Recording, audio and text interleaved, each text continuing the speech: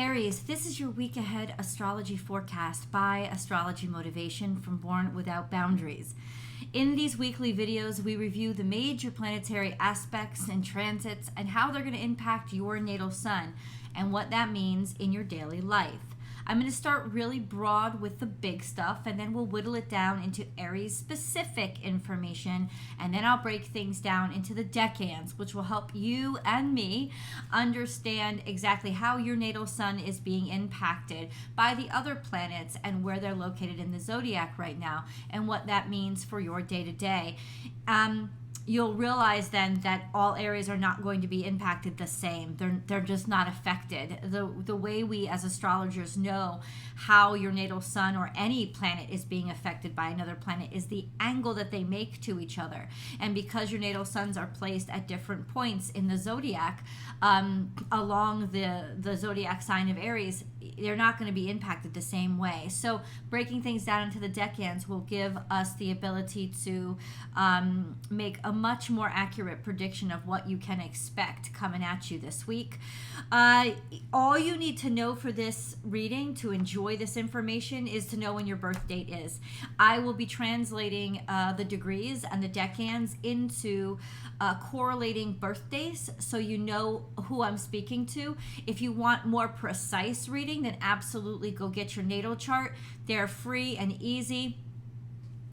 You need your birth date, your birth time, and your birth location, but you can get so many different websites online that do it for you, and you'll have it in a number of seconds, and then you can jump right on into astrology. So let's get to the big stuff, shall we? There's a lot happening this week. By the way, this week is July 6th through the 12th, 2023. There's a lot happening this week, and when I mean a lot, I mean Saturn and Pluto are very active this week, and that means there's a lot of contention in the sky, and we're going to go into what that means. So on the 10th, we have, I write it all down, guys. I write it all down for you so that you'll know. I can't get it into my head unless I write it down on paper. It's just how it is. On the 10th of July, Mars is going to be transiting from Leo into Virgo. What does that mean? And this is big for you guys because it is Aries specific. Mars is your ruling dignitary.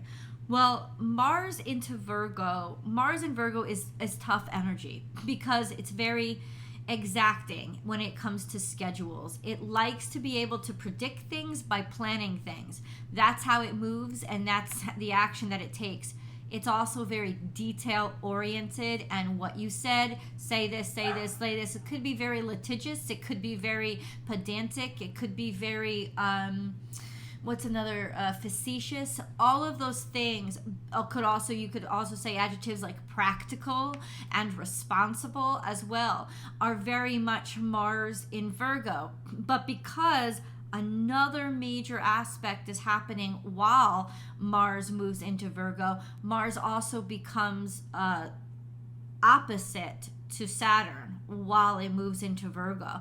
So that's also around the 10th when that opposition between Saturn and Mars forms, and that's really contentious energy. There's this sense of I'm restricted. I'm being held back. I want to do things.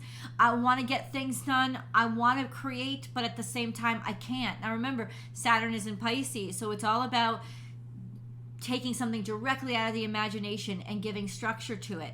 But guess what? Now Mars in Virgo points out, well, there's no routine I can fall back on. There's no plan. There's no logistics. Of course not. It's never been done before. And this is where we get into the practical conflicts of manifesting new things into reality, where we don't understand where they go or what they fit. So really, our Mars in Virgo season will be about setting new structures and building new structures and building new routines.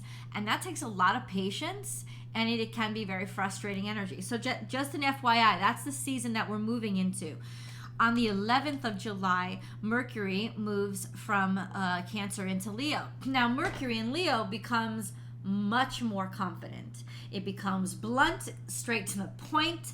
It likes to get things out, be seen, be heard. Lots of courage when you speak.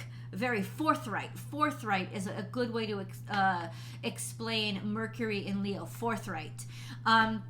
It doesn't back down either. It's also because now Mercury is going to be, by the 7th, Mercury is going to be opposite Pluto. Talk about forthright.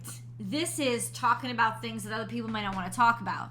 Talking about things that may make people uncomfortable. Bringing all those uncomfortable, dirty, hidden, shameful, guilty conversations, bringing them out into the open and letting them be known. So this could also mean expose, because we have a huge grand square in the sky this week, because Pluto and Mercury will be in opposition and they'll both be squared to the nodes. So this is a huge transitional point. We're turning a corner here in terms of what we're willing to talk about, say, information coming out. This is pretty intense energy and not comfortable. I think it's for the better. I think that all this is happening, it's actually going to be very good, but not easy and very contentious while it's happening. And this is the week it starts to churn, is what I'm saying. All week long, we still have Venus conjunct to Mars, even when it moves into Virgo. This is very sexual energy, very sexy energy. But when Mars goes into opposition with Saturn, this is also, well, I want to know where this is going. I want to know what's happening. I need to know, I need to plan ahead. And it's not going to tolerate ambiguity just because things are sexy. We also have Venus that is square to Uranus right now all week long, which means a feeling of rebellion in terms of, I don't want what I used to want. I don't want what I used to like. I don't want what I used to desire. I want the weird stuff. I want the strange stuff. I want the stuff that's new to me. All of those things will be happening this week, and it could be helpful, but it could also be, let's put it this way, it could be short-term helpful because it doesn't last long. You know, it's just sort of our little vacation from our norm, especially when it comes to our romantic relationships or our financial situations. It could be just that time the oddball breaks through, you know? And then we have, I already talked about Saturn opposite Mars. That's by the 7th, which is the same day Mercury goes into Leo. All week long, we have Mercury trine Neptune. What does that mean? Well, musicality, harmony. It means being able to articulate things so artistically that you hit the vein of humanity itself and so many people can feel it, not just hear it and understand it. That's really beautiful communications. And then we also have, that make things difficult, the sun is square to Chiron, which challenges our sense of self and our sense of self-esteem and the kind of value we feel we have in ourselves, our bruised ego, if you will. And then we have the sun sextile to Uranus, which is also, okay, this bruised ego is making me try to see and be attracted to different things or be more open-minded to peculiarities or things that are outside the box. We're really being pushed outside of the norm now because the norm has a lot of trauma attached to it. And then we have the sun trine to, what?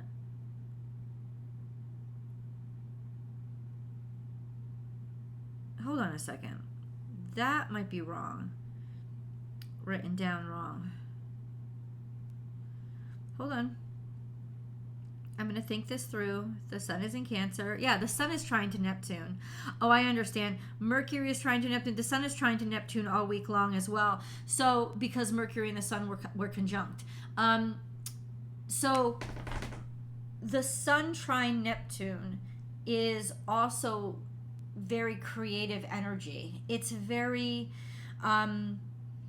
inspired by the heart, the life purpose, like really feeling what your life purpose is, and this energy of truth about the sun trine Neptune. So generally speaking, this whole week, as much as we may not want to hear it, it feels like the truth is going to come out. I just can't, I haven't dug deep enough to understand or find out how or where it's coming out. That will be very interesting to watch.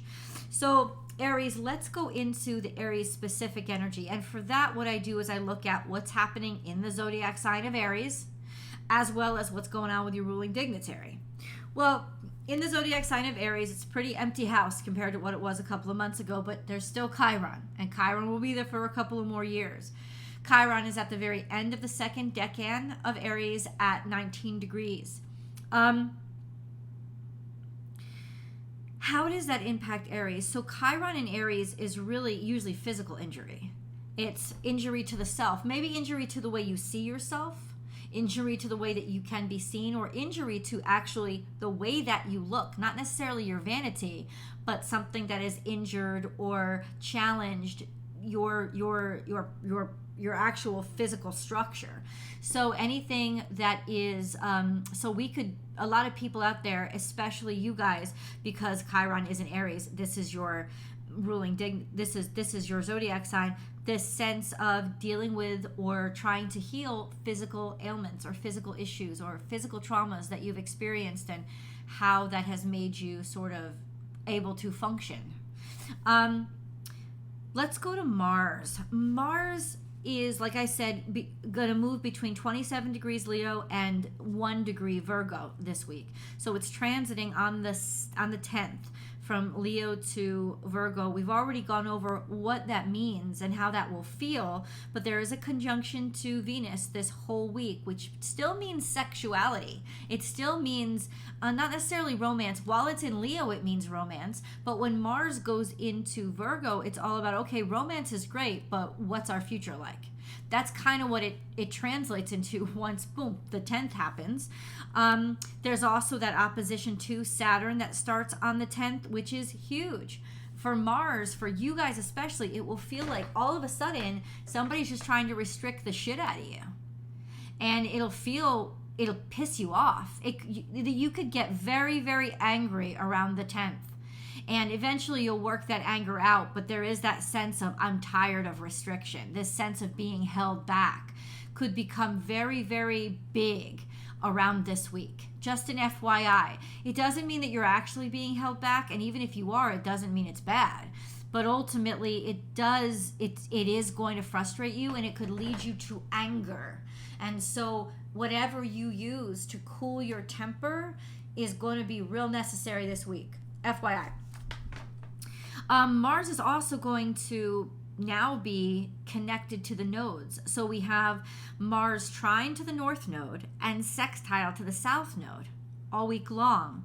What does that mean? It means that we are comfortable or trying to get comfortable with our talents and our skills and realizing that they can be applied to moving ourselves into a future. Not scared of the future, but really comfortable with the future because we're owning, or we get some sort of opportunities that come to make us be able to take action toward the future through stuff that we're really good at already.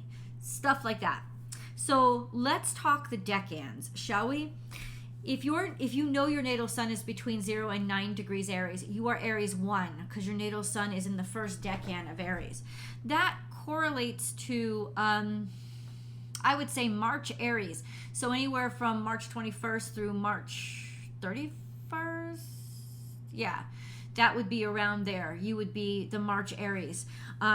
If you are at the cusp, so the Pisces Aries cusp, so that would be maybe the 21st, 22nd, 23rd. You guys, your natal suns are conjunct to Neptune. So that is really exploring your faith path and really exploring who you are without knowing it, like allowing yourself to be this beautiful mystery to you, which will cause you to generate very, very creative energy. So exploring those other psychic, creative dynamics of your ego and your personality.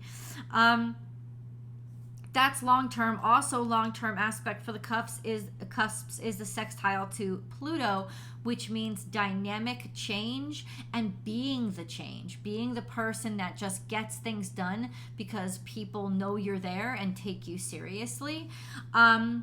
Also bringing about this change in your life, like opportunities that are coming to just really transform who you are. over the next couple of years. If you're at the cusps, starting at the 10th, your natal suns are going to be trying to Mercury. So this is a beautiful week for you to communicate with others, with people, with anything that's important. Definitely signing contracts this week is going to be very, very good for you. Being able to express yourself, interviews are going to go really, really well for you. This is a nice, helpful energy for you this week. All of you are quincunx to the Venus-Mars conjunction, which means there could be just agitation and frustration. Even like having your sexual virility really high this week, it can be frustrating because it can be distracting. So it's just going to be supercharged with your Venus, with that Venus-Mars conjunction for you. The cuspers, once again, the cuspers are in a semi-square to Jupiter and sextile to Uranus. Those of you born around the 1st or 2nd are in a semi-square to Uranus. Semi-square to Uranus means frustration or agitation or stubbornness when it comes to even technology, advanced technology, or when it comes to the Internet of Things or Internet in general, or it could just be frustration when it comes to curveballs constantly being thrown at you and really frustrating you. It could, now for the cuspers, the semi-square to Jupiter is maybe moving a little bit too fast or thinking too far ahead of yourself. So slowing yourself down will really help you out a lot. And then that sextile to Uranus is the curveballs helping you out, and peculiarities or technology really working for you and really opening up doors for you. Those are really interesting energies. Let's move on to Aries 2 now. If you know your natal sun is between 10 and 19 degrees Aries, you are Aries 2, or it's in your sun is in the 2nd decan of Aries, so you are Aries 2. So what does that mean for birthdays? Usually between April 1st and April 10th, those first 10 or 11 days of April are you guys. You are Aries 2. If your birthday, well, especially if your birthday is between the 9th or 10th, or around the 9th or 10th, your natal suns are conjunct to Chiron, which means you have been led and guided, and right now really kind of almost transforming through your pain and suffering and finding inspiration in it and discovering who you are because of it. So it is a very cathartic energy over the next couple of years. We have the sun, your natal sun is square the sun this week. And that can challenge the way that you feel about yourself or your energy levels in general. It can challenge just the sense of ego and butting heads with other people's egos. It can also make you try to overcompensate by being arrogant. And that's just something that you're going to have to be aware of this week. Give yourself extra time to do things, extra time to sleep, and also a sense of extra time to respond so that you don't respond defensively, is what I would say. On the 9th of July, the moon is going to conjunct Chiron. This will be an especially emotional day for you because it's conjuncting Chiron. It's sitting on top of your natal suns. This is just an especially emotional day that can bring about healing, definitely coming together. And what am I done? Like, what do I want to get rid of to start new? Like, what do I need to release in order to make room? It's those kind of energies that'll come to you around the 9th. Aries 3s.